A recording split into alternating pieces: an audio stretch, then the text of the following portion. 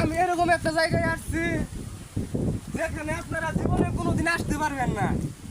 কারণ কি এই জায়গায় সম্পর্কে আপনারা জানেন না, কি বয়ে বয়ে দেখেন বইরা গেতেছি গা।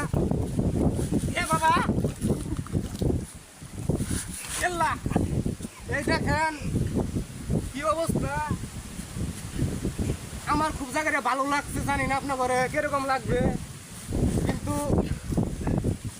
এই এই জায়গাটা সম্পর্কে আমার ধারণা খুব নাইকা বেশি। তো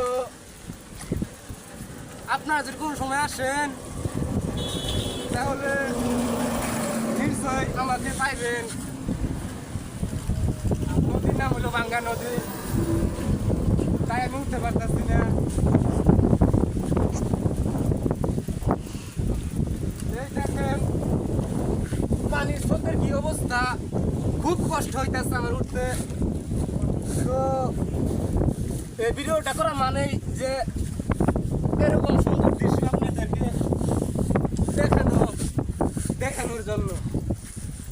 তো এই নদীর পানি খুবই মিষ্টি, খুবই সুস্বাদু। কারণ কি আউশ ধান করা হয় এই নদী যে শুকনা থাকে।